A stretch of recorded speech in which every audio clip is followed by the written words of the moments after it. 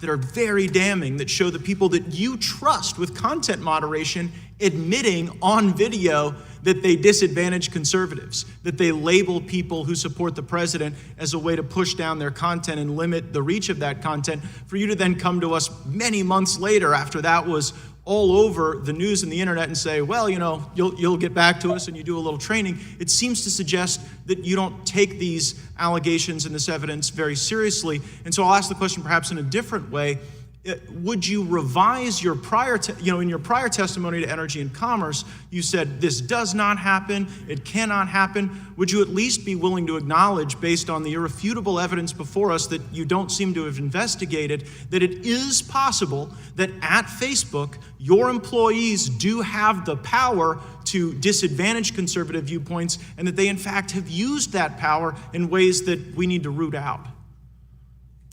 Congressman, my testimony in the past and today is about what our principles are as a company and what we try to do. Of course, when you have tens of thousands of employees, people make mistakes, people have some of their own goals some of the time, and it's our job in running the company to make sure that we minimize errors and that we make sure that the company's operations reflect the principles that we intend to run it on. And when you fire people as a consequence of their politics, do you think that that impacts the culture and perhaps empowers some of the content moderators to also treat people worse as a consequence of their politics? Congressman, I'm not sure what you're referring to, but I'm not aware of any case where we have fired someone on behalf of their politics, and I would say that would be an inappropriate thing for us to do. Why did you fire Palmer Luckey? Congressman, I'm not sure it's appropriate to get into a specific personnel issue publicly. I mean, I could just tell you that Palmer Luckey's NDA with you, I only have 10 seconds, but Palmer Luckey's NDA with you doesn't allow him to talk to anyone except government officials. I'm a government official. I've seen the messages where you have specifically directed Mr. Luckey to make statements regarding his politics for the benefit of your company. So I think both in the case of these content moderators and in the case of the testimony you just gave regarding Mr. Luckey and firing people over their politics, there is serious question as to whether or not you're giving truthful testimony here or whether it's lying before Congress. I see my time's expired and I'll yield back. Gentleman yields back. I now recognize the gentlelady from Pennsylvania, Ms. Scanlon. Thank you, Mr. Chairman. Mr. Pache, I wanted to focus a little bit on Google's acquisition of YouTube and some of the consequences of that move for consumer privacy and competition. Now, Google purchased YouTube in 2006 after identifying it as a potential rival that could eventually draw business away from Google. And it's my understanding Google paid $1.65 billion for that acquisition, nearly 30 times its original bid of $50 million. So could you tell us why Google was willing to pay so much more beyond the initial proposed bid? And was this as a result of any analysis on the harm Google would suffer if a competitor had purchased YouTube? Congresswoman, we acquired YouTube in 2006, and this was well before my time there as CEO, and I wasn't directly involved. But what I do recall at the time is that we saw it as a new emerging area, and our mission is to help users with information. We saw an opportunity, and it wasn't clear. YouTube only had 67 people. Okay, was Mr. Page in charge of that decision? Congresswoman, I wasn't directly involved, but I'm pretty sure our senior leadership team at that time definitely looked into it. Okay, I would encourage the subcommittee to take the steps necessary to have us hear from whoever was in charge of that. Moving on, Google is now by far the top online site where Americans watch videos, including children's videos. And as I'm sure you're aware, federal law prevents companies from collecting data on children under 13. However, just last year, the Federal Trade Commission found that Google had spent years knowingly collecting data on children under 13 on YouTube and offering advertisers the ability to target those children directly. Mr. Pache, did YouTube use the data it illegally acquired to improve its ability to target ads to children? We are, this is an area, I take it very seriously. I'm a parent too. We are committed. We have invested tremendously. We have a dedicated product for kids in YouTube Kids. On the main YouTube platform, we make sure we have clear policies. We enforce them rigorously. Just in Q4 of 2019, we flagged and removed almost close to 1 million videos, potentially for concerns around child safety. So it's an area we are investing rigorously and will continue to do so. Well, I'm more concerned about the fact that you're investing rigorously in luring in advertisers like toy makers, Mattel, and Hasbro by telling them that YouTube is the #1 website regularly visited by kids. So that sounds like you're targeting the kids and then targeting advertisers to bring them on board. Is that correct? Today, in the main site of YouTube, we don't allow anyone under 13 to create accounts. There are scenarios in which there could be family viewing, and today there are creators who create content oriented towards families, and as part of that, there are advertisers which are interested in connecting with those users. But everything we do here, we obviously comply with all the applicable regulations. Okay, well, let's look at some of the content that is specifically for children. COPPA makes it illegal to target those kids, but we've got an issue where content creators are in a very difficult position now. So if a show like Sesame Street doesn't want to show ads for junk food on YouTube, does YouTube allow it to make that choice? Today, we do, we have choices both for creators in terms of, tools and preferences, and we have extensive tools for advertisers, and above all for users, we give a choice. They can either use YouTube as a subscription service without seeing those types of ads, or they can use it for free with ads. So we give choice, and for us, it is of utmost importance that YouTube is a place where people come to learn, and we find increasingly small and medium businesses use YouTube to thrive, especially even during COVID. Particularly met with many Let's go back to content that's designed for children. So, if there's an organization like Sesame Street that wants to provide child-centered content, but they don't want that content to be sullied, shall we say, with junk food ads or something, my understanding is that you say that the content creators can do that, but we've got a recent report from the Wall Street Journal that says YouTube hasn't been honoring those requests. And it's been making it difficult for independent auditing companies like OpenSlate to independently audit that and then report back to those content creators about whether or not YouTube is honoring those. Is that correct? I'm not familiar with the particular report, but I'm happy to understand it better and have my office follow up with your staff, Congressman. I would appreciate that. My time has expired. I yield back. The gentlewoman yields back. The chair, would I recognize himself for 5 minutes. Mr. Bezos, thank you for being here today. In your opening statement, I reviewed your written testimony. You indicated, and I'll just quote, that Amazon accounts for less than 1% of the $25 trillion global retail market and less than 4% of retail in the U.S. End quote. When you refer to retail, I take it based on the empirical studies I've reviewed, you're referring to a broad definition of retail that includes restaurants, bars, gas stations. So it's a fairly all-encompassing view of retail. I wonder if you know what percentage of Amazon's sales are represented in terms of online retail sales, the e-commerce market stream. The figures I've seen for, I don't, with all respect, I don't accept that e-commerce is a different market, but as a different channel. What I've seen is sort of 30 to 40% is the outside studies that I've seen where Amazon's share of that e-commerce channel. And that's consistent with the data that I have seen. The latest figure I saw was 40%. And so in terms of how we define it, whether it's a stream or a channel, nonetheless, I do think that, just factually, it's important. It's an important distinction that I want to make sure we clear here. Obviously, I suspect you understand more than most that the early stages of a startup where entrepreneurs are undertaking risks to bring their products and services to market. Over the course of our investigation, we've heard directly from startups who rely on Amazon services, and that includes obviously Representative Jayapal's questions, Representative Buck, my colleague from Colorado, with respect to concerns about the way in which Amazon uses confidential information. But we've also heard that not just with respect to the marketplace, but Amazon's cloud computing arm, AWS, the notion that that computing arm essentially identifies startups' best technologies and rolls out replica products and services.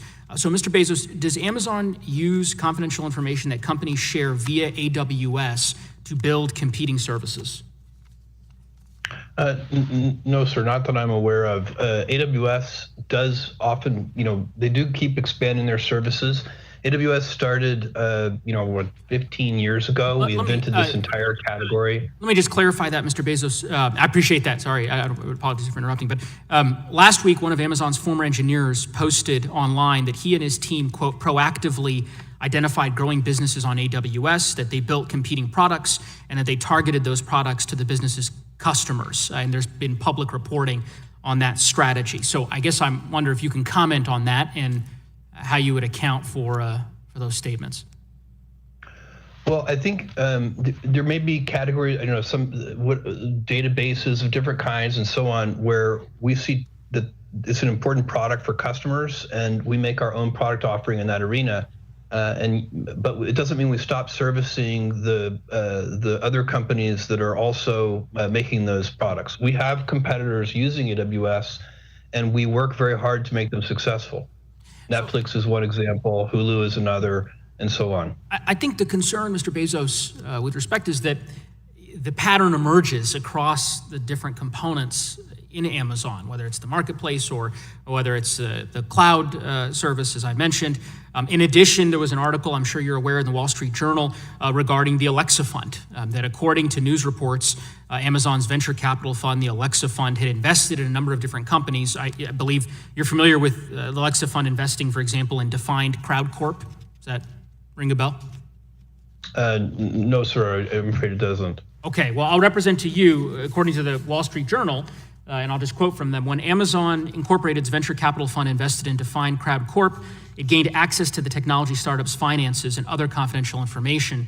Nearly 4 years later, in April, Amazon's cloud computing unit launched an artificial intelligence product that does almost exactly what Defined Crowd does, said Defined Crowd founder and chief executive Daniel Braja. Does that refresh your recollection? Are you aware of those allegations?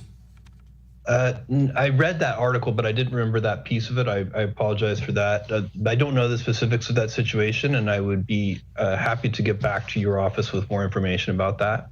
Well, I would appreciate, I certainly would welcome that, and to the extent that you all can follow up with the subcommittee with respect to this particular article and the different episodes that are referenced, both in terms of Defined Crowd Corp. There's also another company called Nucleus that you may be familiar with.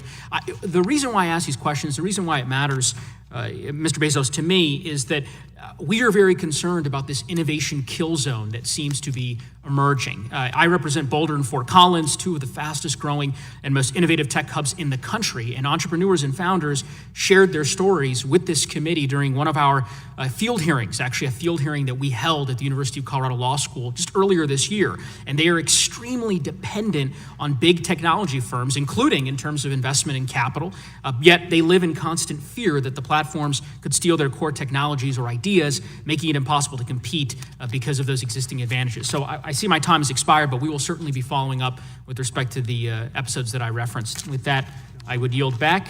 Gentleman's time has expired. And the gentlewoman from Georgia, Ms. Macbeth, is recognized for 5 minutes. Thank you, Mr. Chair. Mr. Cook, Facebook acquired WhatsApp in 2014, and at that time, Sheryl Sandberg told the board that the deal was critical for countering the App Store power of Apple and Google, who choke off Facebook's access to mobile devices. Was Sheryl Sandberg correct? Does Apple have the power to exclude apps from the App Store? If you look at the history of this Congresswoman, we've increased the number of apps from 500 to 1.7 million. So there's a very wide gate for the App Store. And there's fierce competition for developers, and we want every app we can on the platform. Okay, so but Mr. Cook, then what you're saying is that Apple can exclude apps from the App Store. In fact, it has. In 2018, Apple introduced an app called Screen Time, which helps people limit the amount of time they or their kids spend on their iPhones. Is that correct? It sounds right. Okay, but before Screen Time existed, there were other apps in the App Store that gave parents control over their kids' phone usage, apps like Our Pact and Kids Locks, and parents depended on them.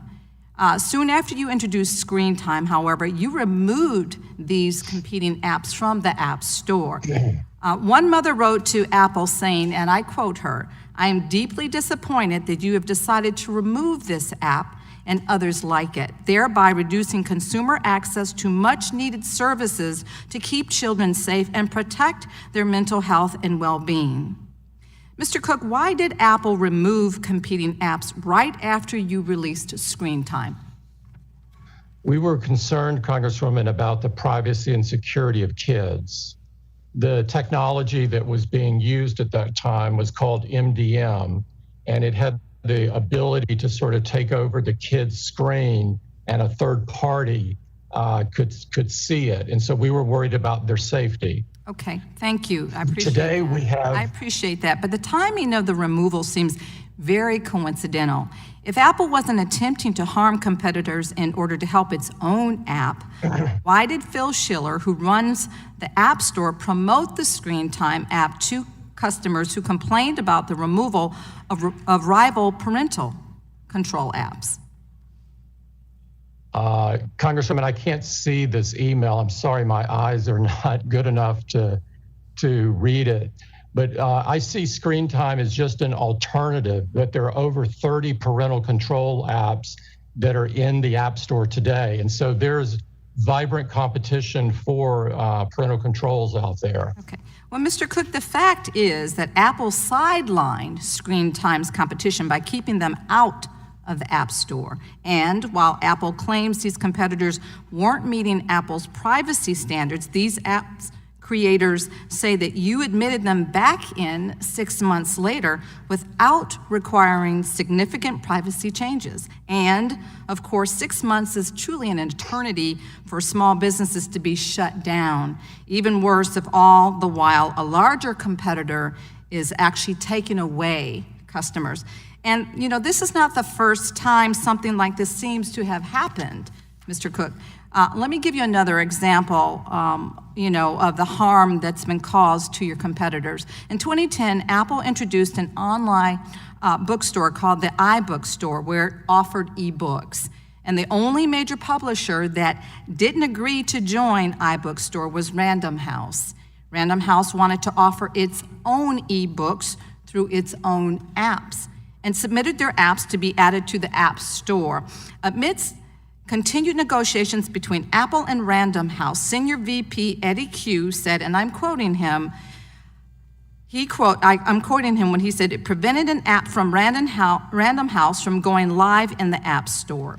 Q himself cited this app rejection as a factor in finally getting Random House to give in and join iBookstore. Mr. Cook, is it fair for Apple to use its power over the App Store to pressure a business to join Apple's own app?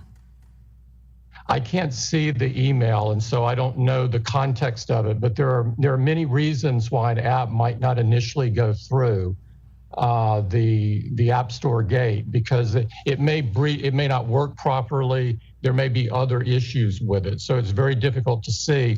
What I would say, though, on a macro basis, the gate to the App Store is very wide. We have 1.7 million apps in it. It's become an economic miracle. Okay. With over $138 billion of commerce just in the United States. Mr. Cook, I really, really appreciate that sentiment. But, I want to say to you that Apple enjoys enormous power to control which apps can reach consumers. Even some of the largest companies in the country fear your power. Our evidence suggests that your company has used its power to harm your rivals and boost your own business. This is fundamentally unfair.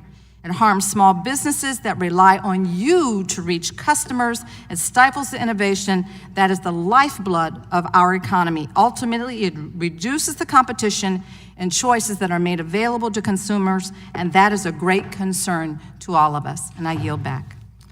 The gentlelady yields back. That concludes that round. In light of the request of Mr. Gates for a third round, and because many of my colleagues would like to get more fulsome answers on a number of issues, we'll proceed to a final round, and my expectation is we will conclude within the hour.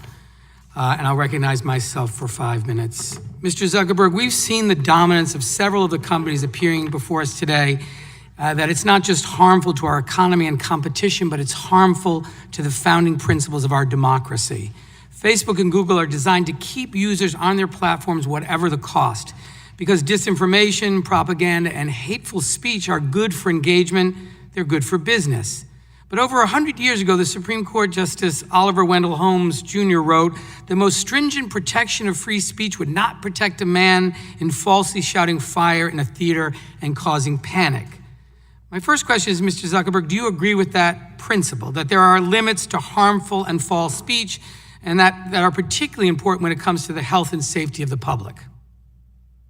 Congressman, I certainly do, and I actually think that our policies go further than just limiting those types of things. Well, Mr. Zuckerberg, you have 1 billion users and almost 50,000 employees, and so you agree you have a responsibility to remove harmful lies from your platform, correct? Congressman, I think we have a responsibility to limit the spread of content that's going to be harmful for people. And also, if you, I'd like to add that I do not believe that we have any incentive to have this content on our service. People don't like it. Except that, Mr. Zuckerberg, with all due respect, except that it is often the most engaging. It's the most, it brings the most likes, or it brings the most activity, which of course produces great profit. So you do have an incentive. The more engagement there is, the more money you make on advertising. So let me ask you a question. Let me give you some specific examples that will illustrate my concerns. These are some of the top 10 most shared articles on Facebook in 2020. Trump suggests injection of disinfectant to beat coronavirus and clean the lungs. Coronavirus hype, biggest political hoax in history. U.S. hospitals getting paid more to label cause of death as coronavirus. During the greatest public health crisis of our lifetime, don't you agree that these articles viewed by millions on your platform will cost lives? Congressman, with respect, we certainly have policies that prohibit false information about COVID that would lead to imminent harm. And we've been quite aggressive about taking that down, as some of the questioning from the other side of the aisle has shown so far. Well, Mr. Zuckerberg, I'm quite proud of our efforts here. Well, with all due respect, the problem is Facebook is profiting off and amplifying disinformation that harms others because it's profitable. This isn't a speech issue. It's about Facebook's business model that prioritizes engagement in order to keep people on Facebook's platform to serve up more advertisements. So I'll ask you very specifically, what are you doing right now to protect people from demonstrably false claims related to this deadly pandemic? Congressman, I'll certainly answer that, but I have to disagree with the assertion that you're making that this content is somehow helpful for our business. It is not what people want to see, and we rank our what we show in feed based on what is going to be the most meaningful to people and is going to create long-term satisfaction, not what's just going to get engagement or clicks today. That's a common misperception about the company. If that's true, Mr. Zuckerberg, how do you explain that on Monday, the second most popular post on Facebook was a Breitbart video claiming that you don't need a mask and hydroxychloroquine is a cure for COVID. And in the first 5 hours after being posted on Facebook, it racked up 20 million views and over 100,000 comments before Facebook acted to remove it. Well, Congressman, a lot of people shared that, and we did take it down because it violates our policies. We work with the CDC. After 20 million people saw it over the period of 5 hours. I mean, doesn't that suggest, Mr. Zuckerberg, that your platform is so big that even with the right policies in place, you can't contain deadly content? Congressman, I don't think so. I think we have, on COVID misinformation in particular, a relatively good track record of fighting and taking down lots of false content, as well as putting up authoritative information. We have built a COVID information center I understand with that. authoritative information from health officials. Thank you, Mr. Zuckerberg. I just have one more question for you. 2 billion people. I appreciate that. Mr. Zuckerberg, if a television station runs a false political advertisement, they're held liable for that. Why should Facebook or any other platform be different? While you may not be a publisher, you're responsible maybe not for the first posting, but you then take that posting and you apply a set of algorithms that decide how you will disseminate that, which is a business decision, not a First Amendment decision. And it's hard to understand why Facebook shouldn't be responsible for those business decisions. Congressman, in terms of political ads, we've modeled a lot of our policies off of the FCC guidelines on broadcasters and their requirements to run political ads equally from all different sides. Well, Cable I think networks, this, of course, have more. yeah, I think these examples, unfortunately, Mr. Zuckerberg, are just the tip of the iceberg. It's not just about COVID. Facebook hosts or enables countless pages and ads that are dedicated to conspiracy theories and calls to violence, including content that led to the white supremacist rally in Charlottesville in 2017. And Facebook gets away with it because you're the only game in town. There's no competition forcing you to police your own platform. Allowing this misinformation to spread can lead to violence. And frankly, I believe it strikes at the very heart of American democracy. And with that, I now recognize the gentleman from Florida, Mr. Gates, for 5 minutes. Thank you, Mr. Chairman. Mr. Pichai, in 2016, there was an internal Google meeting. You attended that meeting along with Sergey Brin. A video of that meeting was leaked to Breitbart. And at the meeting, top Google executives, including Kent Walker, lamented Trump's victory.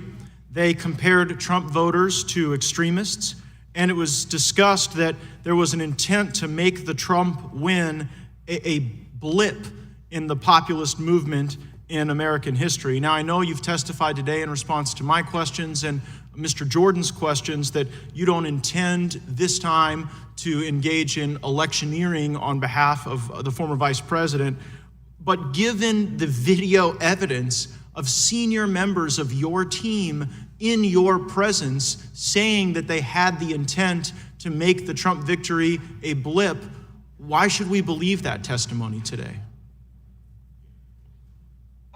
Congressman, we do not have a view on, we respect the democratic process. We are deeply committed to it. As a company, we take pride in the information we provide to help people participate in free elections.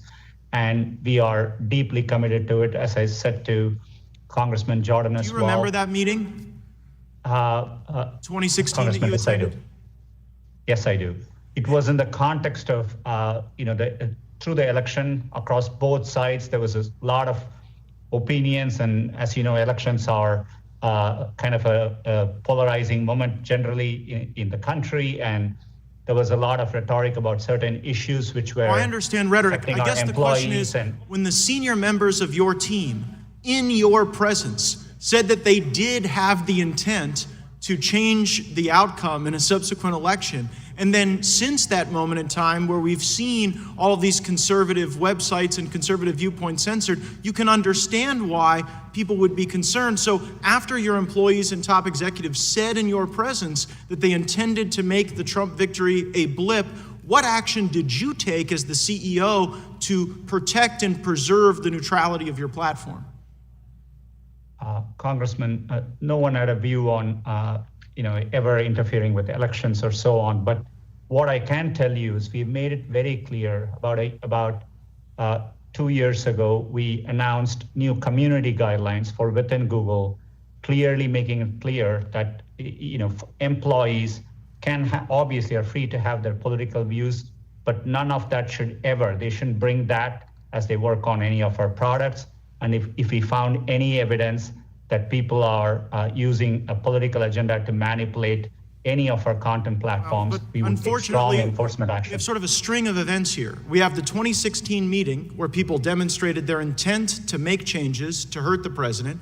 Then we have your testimony today that's a little different than your testimony from December, where you say people can manipulate blacklists. And then you have the outcome where sites like Breitbart and Gateway Pundit and others see that disparate treatment. So it really doesn't take Sherlock Holmes here to connect the dots and see what Google's doing. I'm going to move on with my final 90 seconds, Mr. Bezos. I am deeply moved by your personal story. I am not here accusing you as someone who would ever traffic in hate, but it seems you have empowered people who do. And I'm particularly talking about the Southern Poverty Law Center. The Southern Poverty Law Center, which you allow to dictate who can receive donations on your Amazon Smile platform, have said the Catholic Family News, Catholic Family Ministries, the Federation for American Immigration Reform, the American Family Association, the Family Research Council, the Jewish Defense League, and even Dr. Ben Carson are extremists and should be treated differently. Dr. Carson is on the cabinet and is one of the most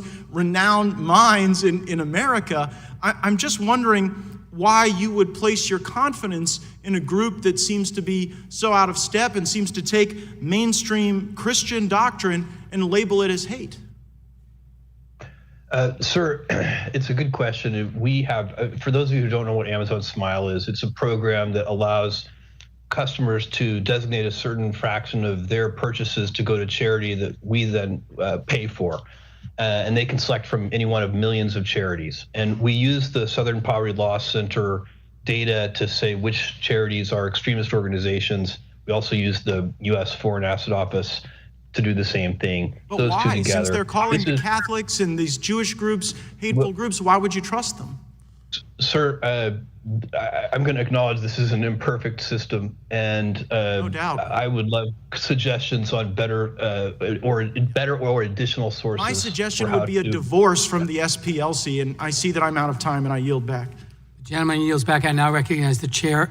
I recognize the gentleman from Georgia, Mr. Johnson. Thank you, Mr. Chairman. Facebook is dominant not just in the social media market, but also in its digital surveillance capabilities. In 2012, Facebook had several tools that allowed it to conduct digital surveillance, including trackers, Facebook's like button, Facebook login, and a series of application programming interfaces or APIs. Mr. Zuckerberg, these tools provide Facebook with insights into its competitors' websites and apps. Isn't that correct? Yes or no? Congressman, I think broadly the answer to what you're saying is yes. Right. We, like every other company here, do market research to understand what people are finding valuable. And, all right, okay, so you're going beyond the scope of my question. I appreciate that answer, though. Mr. Zuckerberg, a few days before Facebook acquired Instagram, a Facebook vice president emailed you suggesting ways to improve Facebook's, quote, competitive research, end quote. By building a custom model, Facebook could improve its understanding of its competitors and, quote, make more bold decisions on whether they are friends or foes, end quote. Mr. Zuckerberg, how does Facebook improve its competitive research to distinguish friends from foe? Congressman, I'm not sure exactly what he was referring to in that email there, but he is one of the people involved in running our analytics organization, and I think it's natural that he would, as part of his responsibility, be focused on market research and understanding more there. And certainly, isn't it true that Facebook, after that conversation, purchased the web analytics company Onevo in 2013 to give Facebook more capability to monitor its competitors? Congressman, I think you have the timing correct. After we purchased Onevo as part of our broader market research capacity. And that would give you the capability to monitor your competitors, correct? Congressman, it gave aggregate analytics as to what people were using and what people were finding valuable. Sort of like the type of product you would get from Nielsen or ComScore, some of these other third-party companies that provide similar data. Well, Mr. Zuckerberg, that acquisition gave you non-public real-time data about engagement, usage, and how much time people spend on apps. And when it became public that Facebook was using Onevo to conduct digital surveillance, your company got kicked out of Apple's App Store. Isn't that true? Congressman, I'm not sure I'd characterize it in that way. I think this was part of a broader Onevo policy did around- get kicked out of the App Store. Isn't that true? Congressman, I believe we took the app out after Apple changed their policies. And it was about what because type of VPN apps. it was because of the use of these surveillance tools. Congressman, I'm not sure that the policy was worded that way, or that that's exactly the right characterization of it. But Okay, well, let me ask you but this Apple changed their question. policy. Let me ask you this question. After Onevo was booted out of the App Store, you turned to other surveillance tools such as Facebook Research app, correct? Congressman, in general, yes, we do a broad variety of market research, as do other And also, companies. isn't it true, Mr. Zuckerberg, that Facebook paid teenagers to sell their privacy by installing Facebook Research app? Congressman, I'm not familiar with that, but I think it's a general practice to be able to that companies use to have different surveys and understand data from how people are using different products and what their preferences are. Facebook Research app got thrown out of the App Store too. Isn't that true? Congressman, I'm not familiar with that. Okay, well, over nearly a decade, Mr. Zuckerberg, you led a sustained effort to surveil smaller competitors to benefit Facebook. These were steps taken to abuse data, to harm competitors, and to shield Facebook from competition. You tried one thing and then you got caught, made some apologies, then you did it all over again. Isn't that true? Congressman, I respectfully disagree with that characterization. I think every company engages in research to understand what their customers are enjoying so that they can learn and make their products better. And that's what we were trying to do. That's what our analytics team was doing. I think in general, that allowed us to make our services better for people to be able to connect in a whole lot of different ways, which is our goal. Did you use that capability to purchase WhatsApp?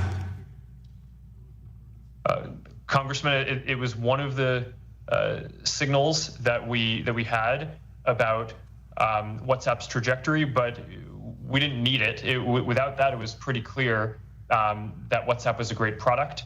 I already had a relationship with Jan Koum, the founder. And it was a competitor. The gentleman's time has expired.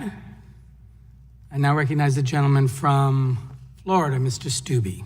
Thank you, Mr. Chairman. I have a question for all four, yes or no answer. Do you believe that the Chinese government steals technology from U.S. companies? Start with Mr. Cook. I don't know of specific cases where we have been stolen from by the government. So you don't believe that the Chinese government's stealing technology from U.S. companies, or you're just saying that not from yours? I'm saying I know of no case on ours where it occurred, which is I can only speak to firsthand knowledge. Mr. Pichai, do you believe that the Chinese government steals technology from United States companies? Congressman, I have no firsthand knowledge of any information stolen from Google in this regard. Mr. Zuckerberg? Congressman, I think it's well documented that the Chinese government steals technology from American companies. Yeah, thank you. Mr. Bezos?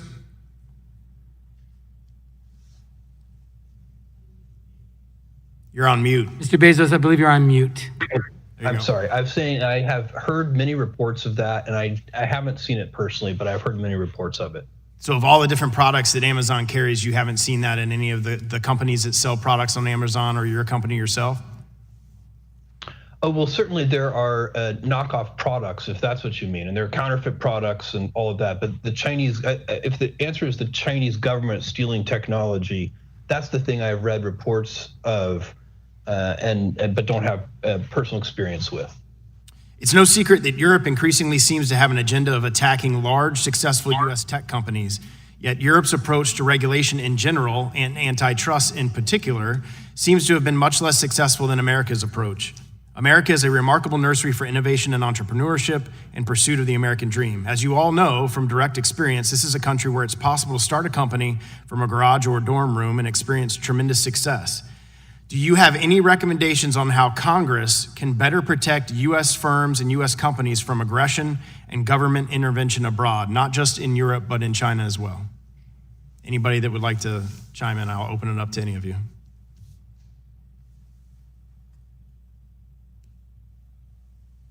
None of you have any recommendations on how Congress can better protect U.S. companies like yourself? All right, well, now I'll yield the remainder of my time to Mr. Gates. Thank the gentleman for yielding. Mr. Zuckerberg, what is a digital land grab? Congressman, I'm not sure what you're referring to. Well, in the emails that your company produced to the committee, there's one from David Weiner in 2014 where he's describing under the mergers and acquisitions advice within the company that you need to engage in a land grab. And he says, I hate the word land grab, but I think that's the best convincing argument, and we should own that. And it goes on to describe a strategy wherein Facebook would spend 5 to 10% of its market cap each year to shore up its market position. Does that refresh your recollection? Yes, Congressman, thanks for the opportunity to address this and frankly, to correct the record, because I believe that what he was referring to was a question that was incoming from investors about whether we would continue to acquire different companies. I don't think that wasn't referring to an internal strategy. It was referring to an external question that we were facing about how investors should expect us to act going forward. And I think he was discussing the fact that as mobile phones were growing in popularity, there were a lot of new ways that people could connect and communicate that were part of this overall broader space and market around human connection and helping people stay connected and share their experiences. Okay, well, Mr. Zuckerberg, it seems to be both internal and external, because then in an email from you in 2012, we see a similar sentiment expressed. You write, we can likely always just buy any competitive startups. So is your desire to limit competition by purchasing your competitors consistent with the message to your investors that the way you'll run your company is through digital land grabs?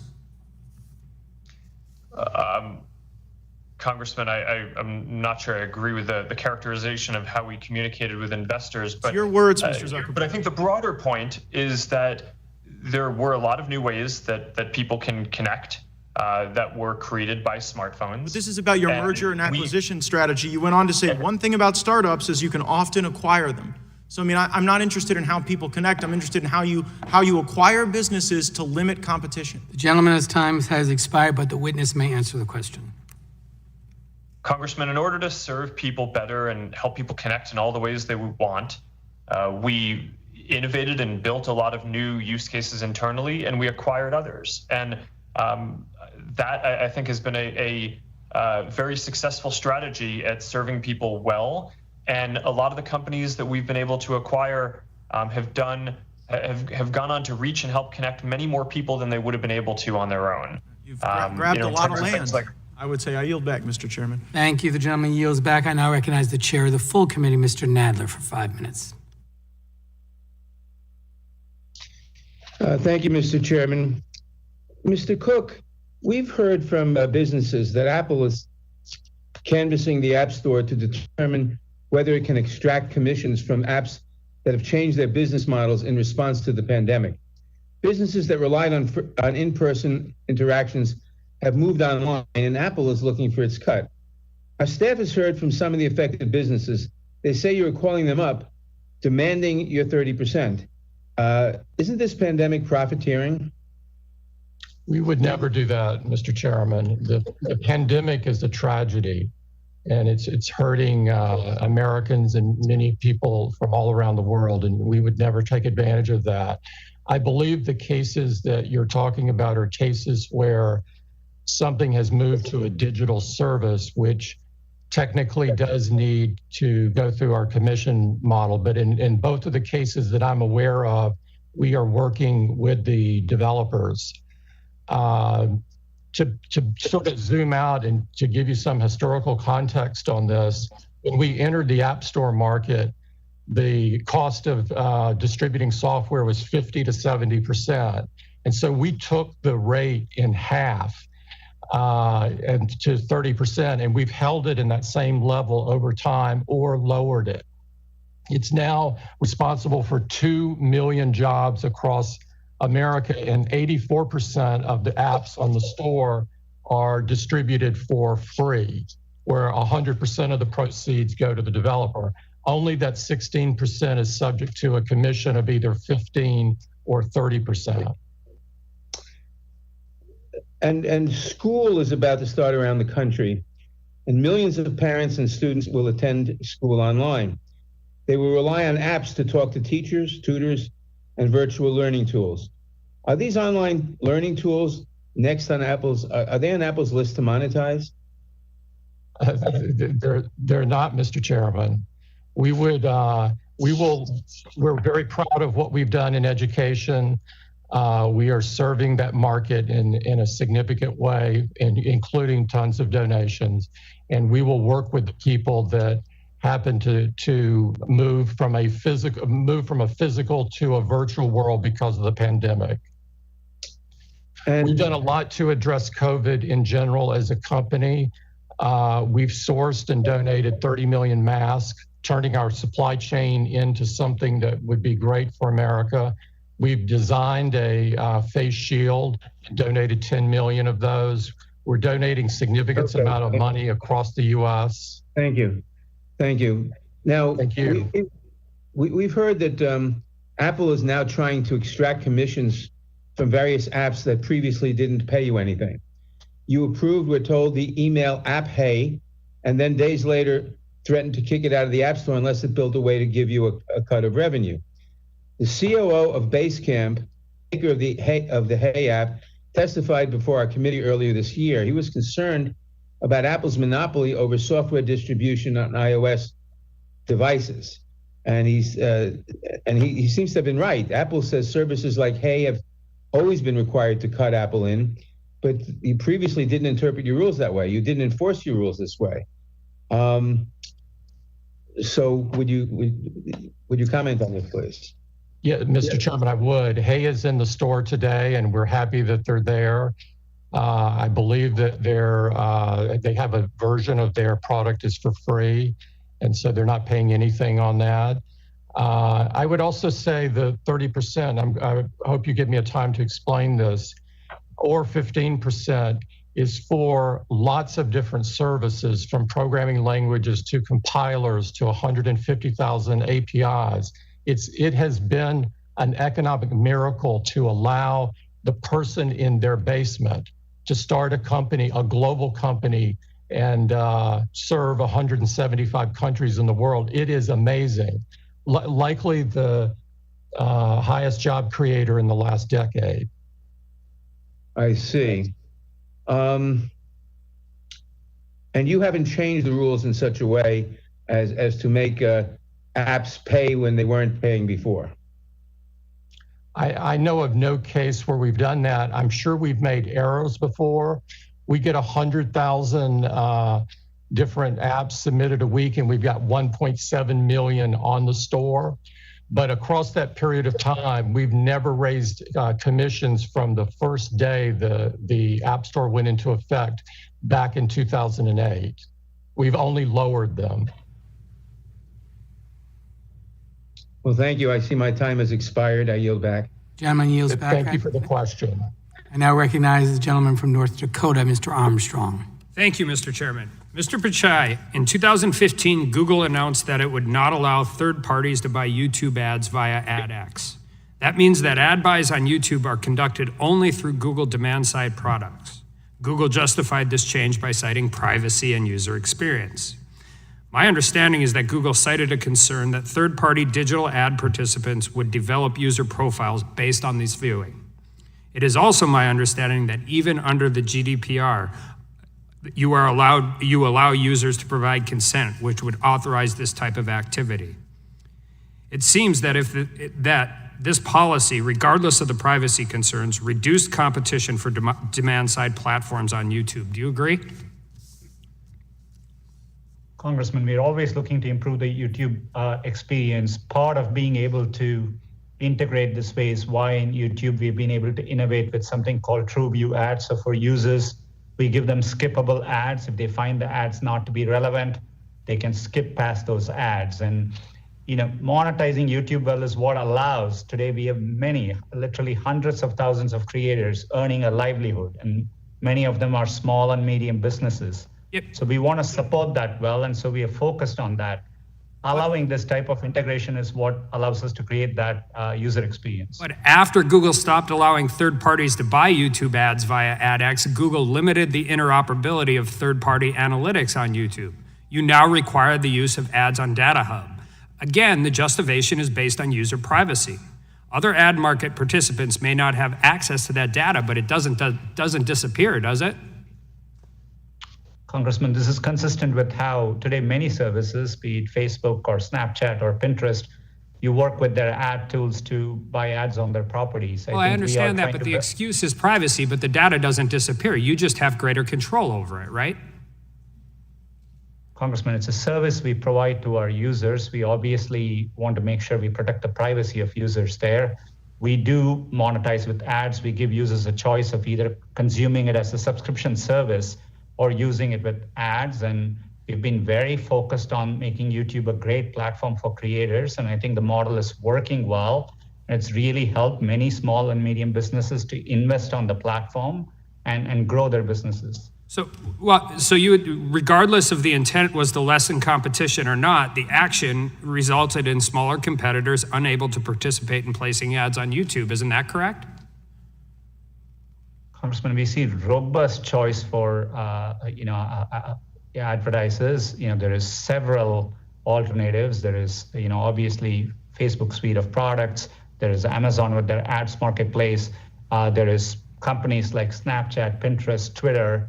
There are new competitors who have emerged, and this is why we have seen advertising costs decline by 40% in the last 10 years. And so we see dynamism in the marketplace. We are focused on it. Yeah, but here's my issue, and there are policies that actually protect user privacy. Apple's encryption policy. Microsoft just came out on facial recognition policy.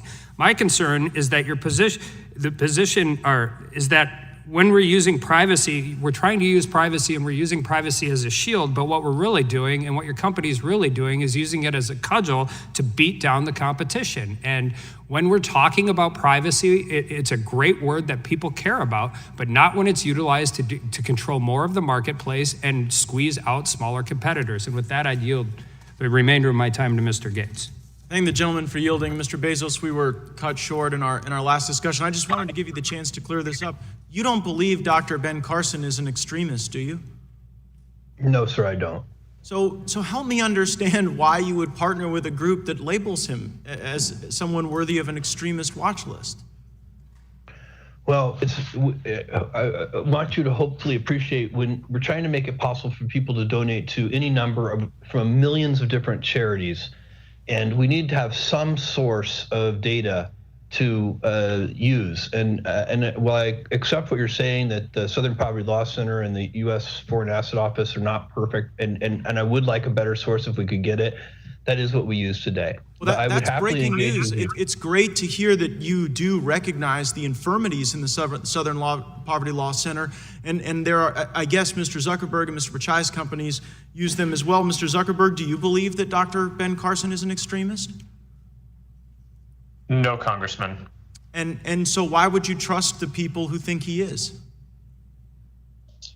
Congressman, I'm not aware of where we work with the organization that you're saying. Oh, the gentleman's time has expired. That's and I recognize the gentleman from Maryland, Mr. Raskin, for 5 minutes.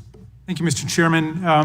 I read Richard Hofstadter's The Paranoid Style in American Politics, so I suppose it's futile to try to cure the obsessive persecution complex and victimology of some of our colleagues, but they should check out the top performing Facebook link posts by the United States pages today or yesterday or any day for the last week, and 7 or 8 out of the 10 each day are right-wing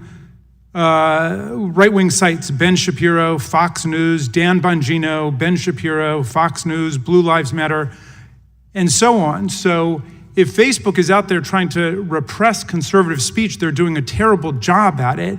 And so I don't understand just the endless whining about how Facebook and Twitter, or Facebook and Twitter, are somehow discriminating against conservatives. The removal of Donald Trump and Donald Trump Jr. From Twitter, their tweets, was all about their spreading disinformation, false statements about COVID-19. That was an absolute public health measure, which I hope all of us would endorse. We don't want anybody, including the President of the United States, spreading false information about COVID-19. So I think they essentially destroy their own case when they pick that as their cause for going after all of you. And I don't understand for the life of me the line of questioning about electioneering taking place by some of your companies. If you're opposed to electioneering by corporations, as I am, and you're opposed to Citizens United, then you've got no problem. Citizens United is what gave corporations the power to go out and spend money. And if you don't like the way that some companies are spending money, then either start your own company or tell them what's wrong with it. But the idea that electioneering is something you're opposed to just strikes me as completely inconsistent with the history and the facts.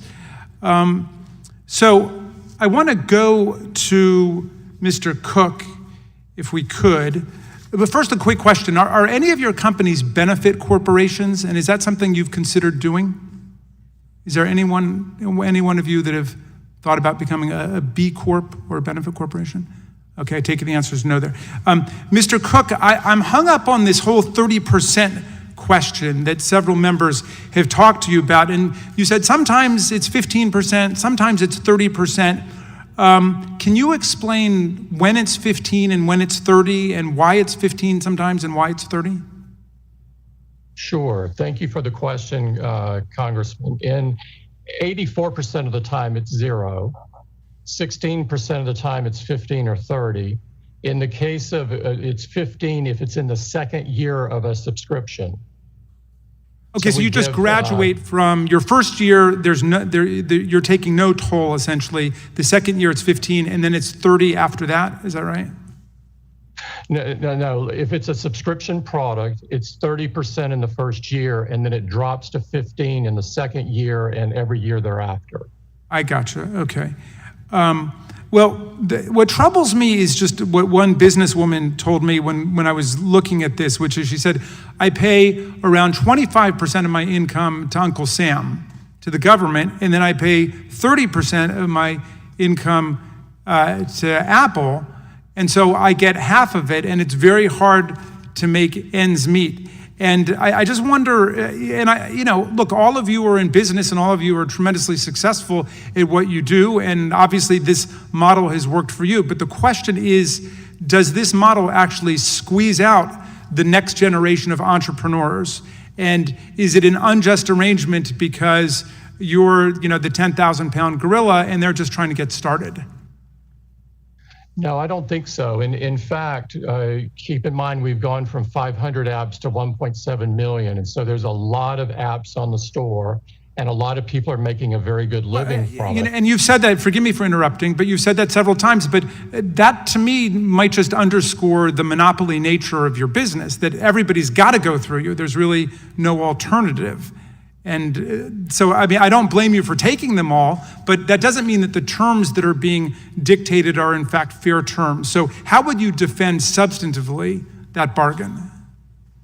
That whether you look at it from a customer point of view or a developer point of view, there are enormous choices out there. If you're a developer, you can write for Android, you can write for Windows, you can write for Xbox or PlayStation. If you're a customer and you don't like the setup, the curated experience of the App Store, you can buy a Samsung. Okay, I appreciate that. Forgive me for cutting you off. I've got one more final question for Mr. Zuckerberg. You spend a lot of your time speaking to our conservative colleagues who have this persecution complex that you're somehow going after them. Will you have time to meet with this broad coalition of civil rights groups that are engaged in a boycott because of what they think is the proliferation of hate speech and Holocaust revisionism and other affiliated topics on Facebook? Congressman, yes, I already have taken the time to meet with them. I think that the topics that they're pushing on are important. On a lot of the goals, we agree.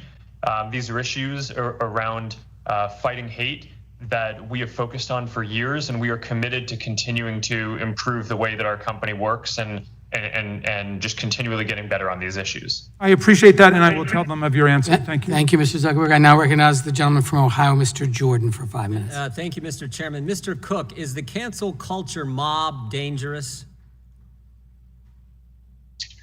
It's something I'm not all the way up to speed on, but if you're talking about where somebody with a different point of view talks and they're canceled, I don't think that's good. I think it's good for people to hear different points of view and decide for themselves. Yeah, I agree. I agree with that. I want to just reference a letter.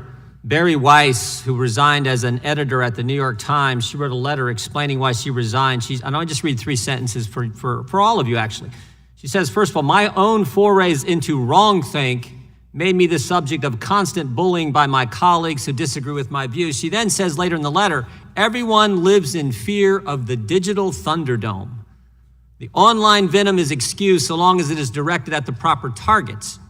And those targets aren't just conservative. In fact, Ms. Weiss is actually center left. She's not conservative. The targets are anyone who disagrees with the mob. Are the rest of you concerned about the cancel culture mob and what it's up to? Mr. Pichai? Congressman, I'm sorry, I had momentary difficulty hearing. But, we've built platforms which allow for freedom of expression. And we take pride in the fact that across our platforms, including YouTube, there are more diverse voices than ever before. It is something we have committed to. I'm just saying, I'm concerned about it. And again, I'm concerned about it not just because conservatives get attacked. I'm concerned when anyone gets attacked for expressing a viewpoint. I thought we had a First Amendment, and yet they constantly get attacked. How about you, Mr. Zuckerberg?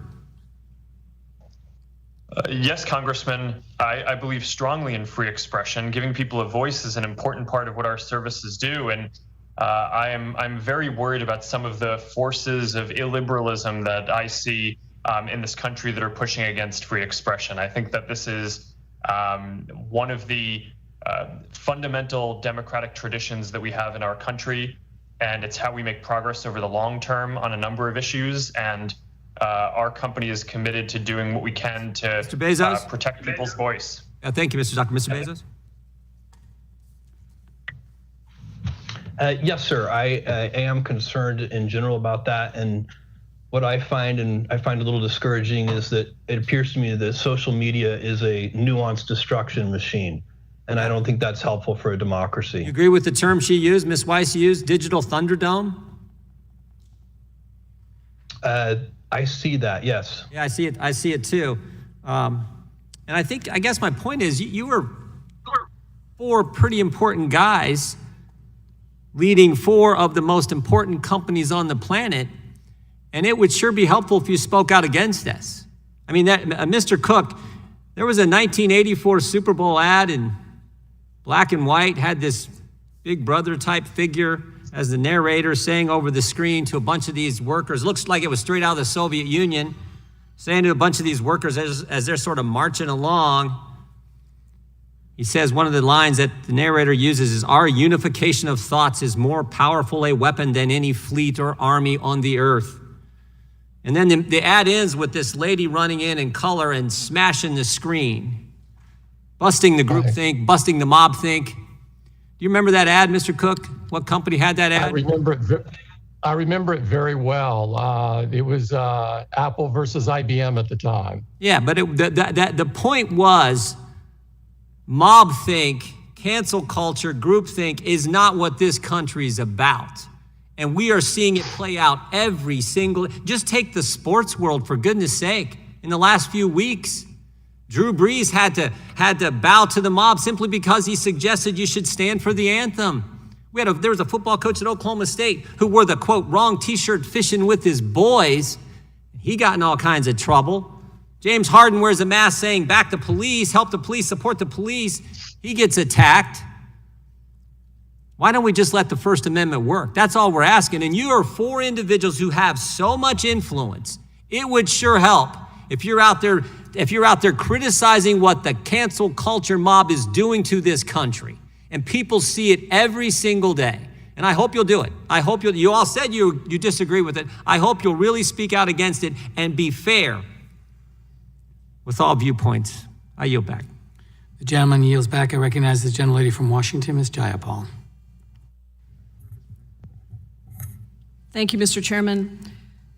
Mr. Pichai, I direct my questions to you. Many of us feel a deep urgency to protect independent journalism, and I wanted to talk a little bit about ad revenue and independent journalism. Google makes most of its revenue through selling advertising, and Google's advertising exchange is a, quote, real-time marketplace to buy and sell display advertising space, correct? Yes, Congressman, that's correct. And over 2 million websites, including online newspapers, use that exchange, correct?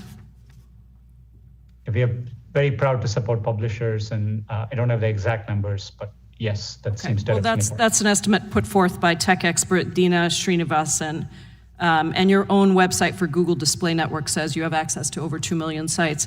What is Google's share of the ad exchange market? Congressman, I'm not exactly familiar. I've seen various reports, but we are a popular choice.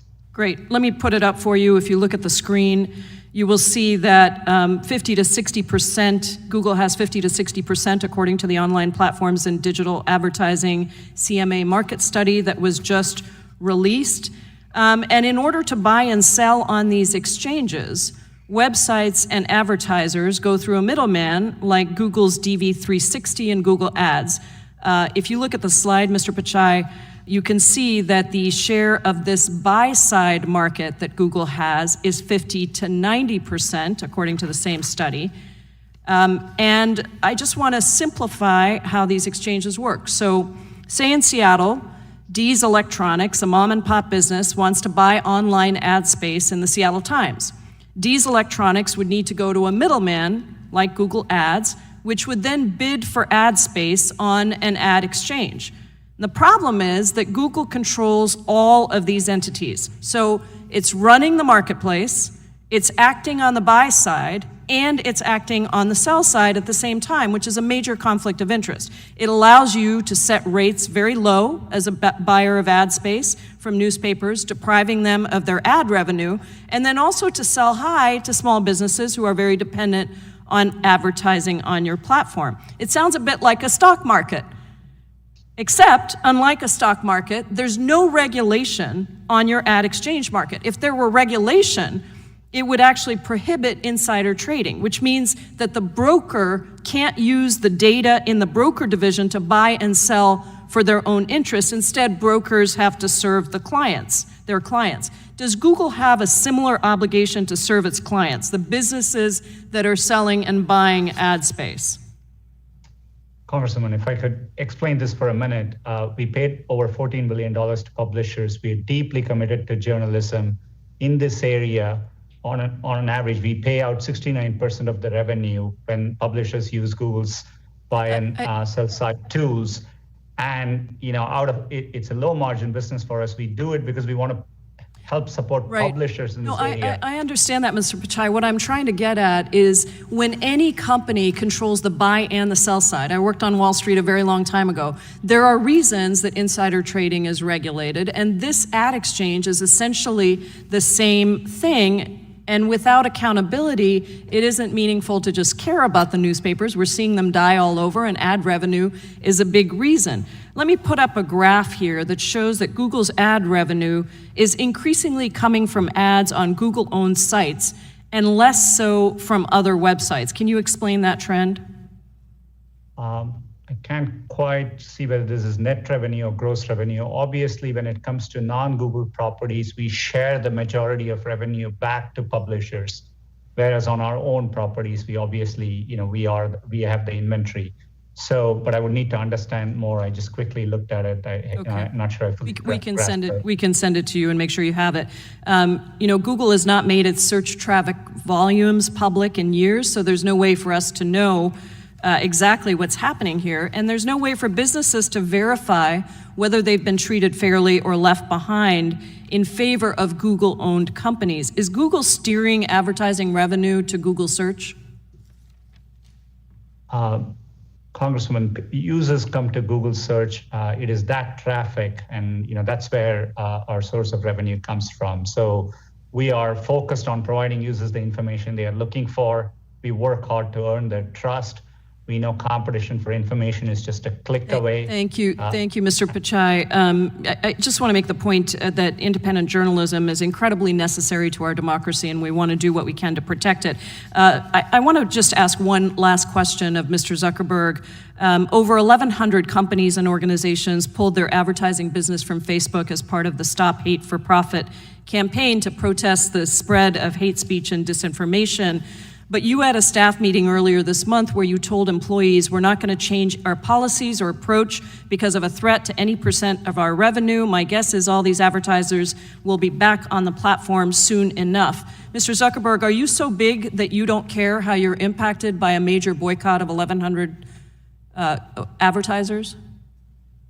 No, Congresswoman, of course we care, but we're also not going to set our content policies because of advertisers. I think that would be the wrong thing for us to do.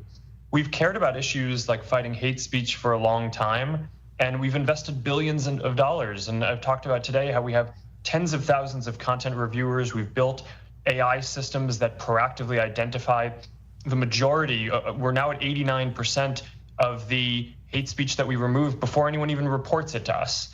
We're going to continue getting better at that. And I think that those investments over time and the results that we put up will be recognized by people, since I do believe that they are industry leading. And I think that our advertising also is, for a lot of small businesses, the most effective or among the most effective ways that they can find and reach new customers. Thank you, Mr. Zuckerberg. My time has expired, but I would just say that I know you've commissioned your own civil rights audit. I don't think that you've implemented all those recommendations yet. I hope you will move quickly to implement those. This is a critical time as we watched the body of John Lewis leave us here in the Capitol, that we focus on civil rights. Thank you, Mr. Chairman. I yield back. Before I call on the next witness, I want to recognize Mr. Pichai, who I think wants to make a correction for the hearing. The only correction, thanks, Mr. Chairman. There was a question earlier about information with respect to China. I just wanted to acknowledge on record that I recalled in 2009, we had a well-publicized cyber attack originating there, which did exfiltrate some code from there.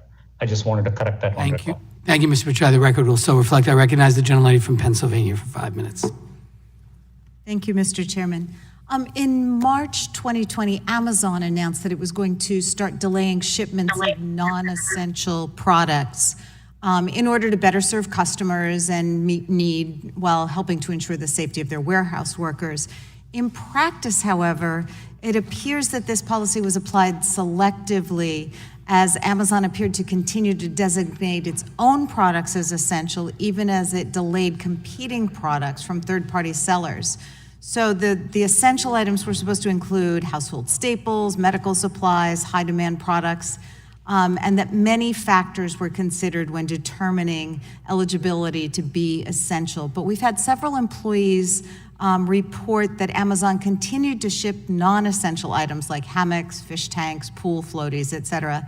Mr. Bezos, were Amazon devices like Fire TV, Echo speakers, and Ring doorbell designated as essential during the pandemic?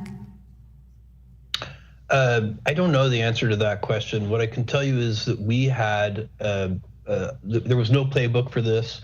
We moved very quickly to demand went through the roof. It was like having a holiday selling season, but in March, and we had to make a lot of decisions very rapidly. Okay. Our goal was to limit it to essential supplies, but I'm sure we did not do that perfectly. Okay.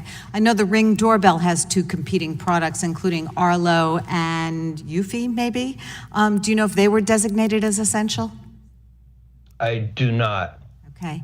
Are you able to testify to Congress today whether Amazon's profit factor was a factor in giving an essential classification distinction?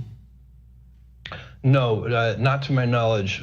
We were working to achieve 2 objectives. One was to get essential products to customers, and the second was to keep our frontline employees safe. And we did a tremendous amount of work in both categories, and that's what we were focused on. We were not focused on profitability at that time. Pushing out the elusive Clorox wipe, I guess. But at any rate, moving along, let's talk about the fees that Amazon charges sellers. According to a recent report, seller fees netted Amazon almost $60 billion in 2019, nearly double the $35 billion in revenue from AWS, Amazon's massive cloud computing division. 5 years ago, Amazon took an average of 19% of each sale made by a third party on its site. Today, Amazon keeps an average of 30%. Doesn't Amazon's ability to hike those fees so steeply suggest that Amazon enjoys market power over those sellers?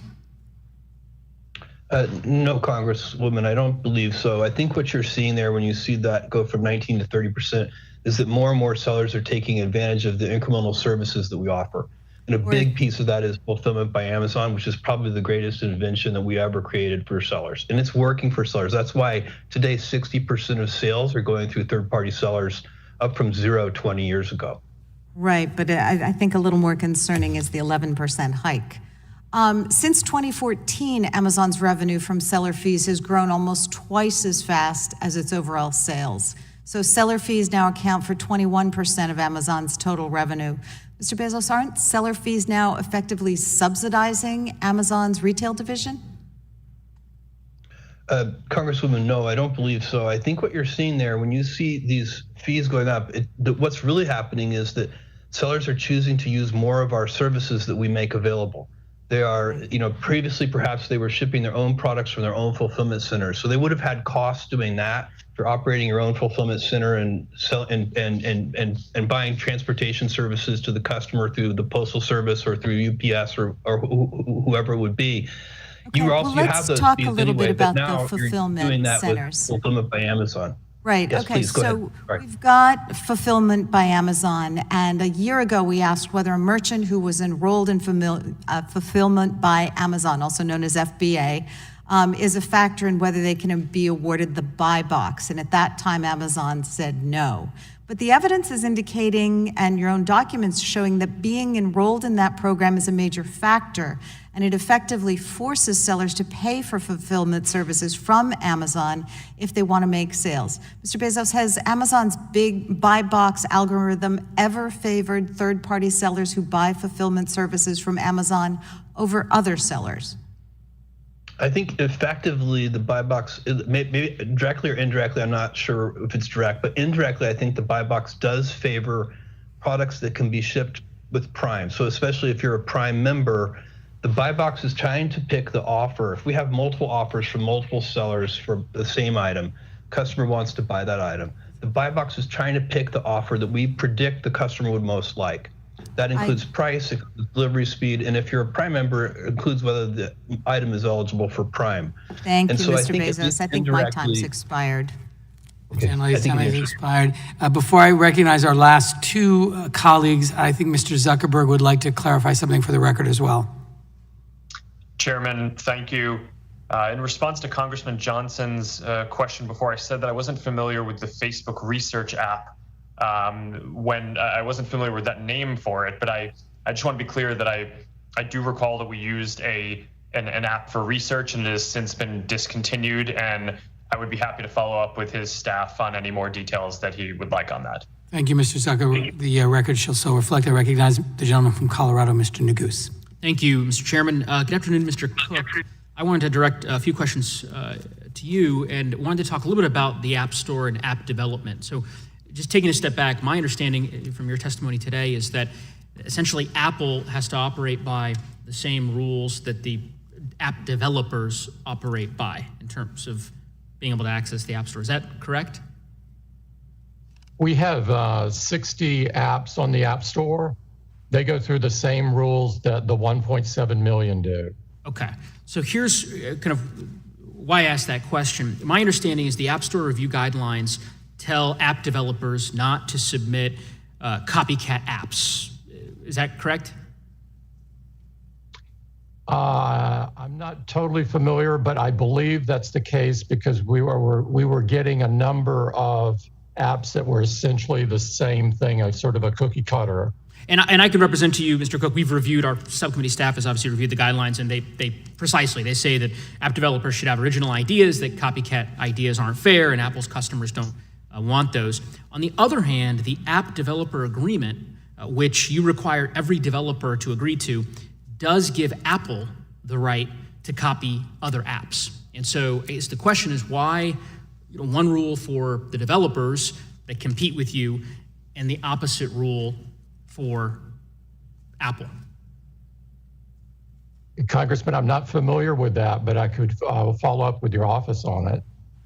Well, I would appreciate if you could follow up with our office. My understanding, again, is that the app developer agreement explicitly says that Apple can use any information that an app developer provides to Apple for any person, or any purpose. And so obviously you have complaints from any number of app developers who have testified before our committee. I, as I said, represent the state of Colorado. We heard from a company called Tile, which said that Apple had access to confidential information about the apps distributed by the App Store. And given that, juxtaposed against this language in the exclusive agreement, you can understand why we would have concerns about anti-competitive conduct. Yeah, Congressman, we run the App Store to help developers, not hurt them. We respect innovation. It's what our company is built on. We would never steal somebody's IP.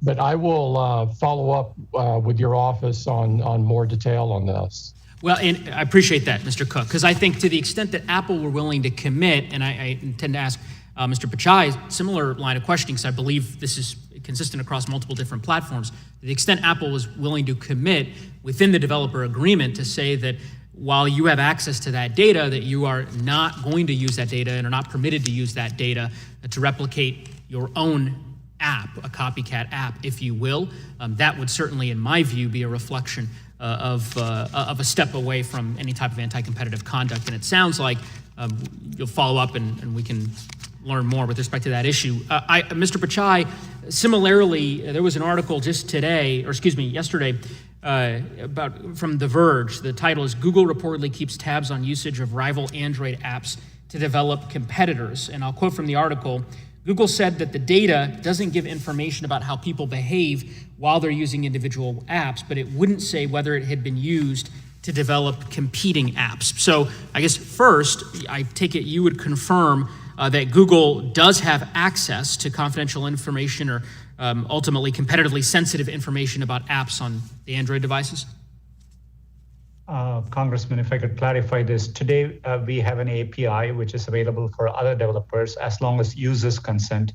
This gives us system health metrics. This is how we can launch digital well-being features on Android. This is how we understand which apps are using battery, and we can give a dashboard which shows, maybe for crashing or quality control or for battery usage or for digital well-being. So at a high level, this data is available through a public API and other developers can avail as long as the users give consent to it.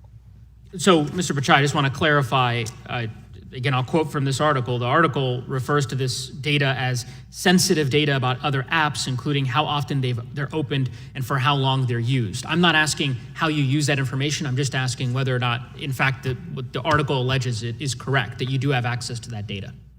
With user consent and the APIs exist, yes, we do. And does Google use And it's critical for us to have access to that so that we can maintain this is how we understand and we can, improve resource usage of applications. Understood. We can have features like.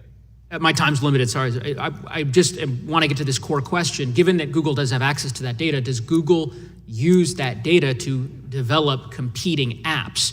And if your answer is no, will Google commit to making the necessary changes within its Android developer app agreements to ensure that developers have that sense of clarity, that in fact the data will not be used for Google to be able to develop a competing application? Congressman, like other businesses today, we do look at trends, and we, in fact, in Play Store, we do publish the number of installs of application, and we give ranges. And so there's a wide variety of way by which we try to understand what's happening in the market. But I appreciate your concern about making sure there's clarity in this area, and we'll continue to invest and give more clarity. Yeah, I must, I guess, want to just follow very quickly, Mr. Chairman, if you're willing. So I guess I'm wondering if you can just answer that fundamental question. Does Google use that information to develop competing apps? I understand the purposes you've described in terms of how you use the information. I'm just asking if one of those, in fact, is to develop competing apps. The gentleman's time has expired, but the witness may answer the question. Congressman, because we try to understand what's going on in market, and we are aware of popularity of apps, I don't want to. I want to be accurate in my answer, but in general, the primary use for that data is to improve the health of Android. But and any data we get, we have user consent for it, and we make it available through an API to other developers as well. The gentleman's time has expired. I now recognize the gentlelady from Georgia, Ms. McBath. Thank you, Mr. Chairman. And gentlemen, thank you so much for spending so much of your time with us today. We really appreciate it. And many of you have mentioned John Lewis today and his fight for equality, and that I know that all my colleagues and I will carry on. Very quickly, can each of you simply commit to improving racial and gender equity at your companies, including Black leadership and women in your senior ranks? Just a yes or no answer, please. Mr. Zuckerberg. Yes. Mr. Cook. Yes, I am very personally committed. Thank you. Mr. Bezos. Absolutely, yes. Thank you. Mr. Pakai. Yes, and we've made public commitments to this regard. Thank you so much. Mr. Zuckerberg, in 2004, there were dozens of social media companies. Facebook distinguished itself from the competitors by focusing specifically on privacy. You had a short, clear privacy policy. It was just 950 words. It made a promise to users, and I quote, "We do not and will not use cookies to collect private information from any user." And you said, "will not." That's a commitment about the future, and that was 2004. Mr. Zuckerberg, today, does Facebook use cookies to collect private information on users? Congresswoman, my understanding to that is no. We're not using cookies to collect private information about people who use our services, and I believe we've upheld that commitment. Okay, thank you. So, Mr. Zuckerberg, do you think that your company would be as successful if it had started with today's cookies policy in place? Congresswoman, I'm not sure exactly what you're referring to, but in general, cookies is not a big part of how we're collecting information. We've primarily used them to make sure that someone can stay logged in on web. We use them to some degree for security, to make sure that you don't have someone trying to log in under a lot of different accounts for one computer or something like that. So, Mr. Zuckerberg, once again, you do not use cookies. Congresswoman, just to make sure I'm clear, we do use cookies. Yes or no? We do use cookies. Okay. Yes, we do use cookies. Okay, so Mr. Zuckerberg, the bottom line here is that you broke a commitment to your users. And who can say if you may or may not do that again in the future? The reality is that Facebook's market power grew and Facebook sacrificed its users' policy. Mr. Bezos, my colleagues have touched on counterfeit goods, and I share their concerns very deeply. I'm also concerned about stolen goods. Mr. Bezos, are stolen goods sold on Amazon? Congresswoman, not to my knowledge, although we're more than 1 million sellers, and so I'm sure that there have been stolen goods Really, Mr. sold Bezos? on Amazon. Really, Mr. Bezos? I'm sorry. There's not? You don't believe that there is? That said- surprises me. No, I just said with over 1 million sellers, I'm sure that it has happened. But certainly, I don't think it's a large part of what we're selling. Okay, so Mr. Bezos, basically then you're saying yes. I guess so. Okay, so I want to ask you about information that you require from sellers to prevent the sale of stolen goods. Do you require a real name and address, yes or no? For sellers? Once again, do you require a real name and address from sellers? I believe we do. But let me get back to your office I'd rather give you the accurate answer, but I think we do. And I'm aware that you are. So yes, you do require a name and address. Do you require a phone number, yes or no? I don't know if it's required. I think we often have it, but I don't know. So briefly then, how do you verify that each of these pieces of information is accurate? I don't know the answer to your question. So you don't know how many people work on verifying seller verification before the seller is allowed to sell on Amazon? No, Congresswoman, I don't. Okay, then I'm going to ask you, sir, will you commit to reporting all sales of stolen and counterfeit goods to law enforcement and to victims to track large-scale offenders engaged in organized retail crime? To the degree that we're aware of it, we will certainly pursue it. In fact, I would. Sir, can you just make a blanket commitment? Can you just make a blanket commitment, whether you're aware of it or not? A blanket commitment to what? Sorry, Congresswoman, I'm trying to be helpful. Reporting all sales of stolen and counterfeit goods to law enforcement and to victims to track large-scale offenders engaged in organized retail crime. I see no reason why, if we're aware of stolen goods, we wouldn't report it. We would want the correct law enforcement authorities to be involved. Okay, thank you so much. I yield back my time. Thank the gentlelady for yielding back. I want to thank the witnesses for their testimony today and my colleagues on both sides of the aisle. I also want to acknowledge the extraordinary work of our team, led by Slade Bond, Lena Kahn, Amanda Lewis, Phil Barenbrook, Anna Leinhardt, and Joe Venoy, who have done an extraordinary job throughout this investigation and in preparation for our hearing today. Today, we had the opportunity to hear from the decision makers at 4 of the most powerful companies in the world. This hearing has made one fact clear to me. These companies, as they exist today, have monopoly power. Some need to be broken up, all need to be properly regulated and held accountable. We need to ensure the antitrust laws first written more than a century ago work in the digital age. When these laws were written, the monopolists were men named Rockefeller and Carnegie. Their control of the marketplace allowed them to do whatever it took to crush independent businesses and expand their own power. Well, the names have changed, but the story is the same. Today, the men are named Zuckerberg, Cook, Pichai, and Bezos. Once again, their control of the marketplace allows them to do whatever it takes to crush independent business and expand their own power. This must end. This subcommittee will next publish a report on the findings of our investigation. We will propose solutions to the problems before us. As a great American Supreme Court Justice Louis Brandeis once said, we must make our choice. We may have democracy or we may have wealth concentrated in the hands of a few, but we can't have both. This concludes today's hearing. Thank you again to our witnesses for attending. Without objection, all members will have 5 legislative days to submit additional written questions for the witnesses or additional materials for the record. And without objection, this hearing is adjourned.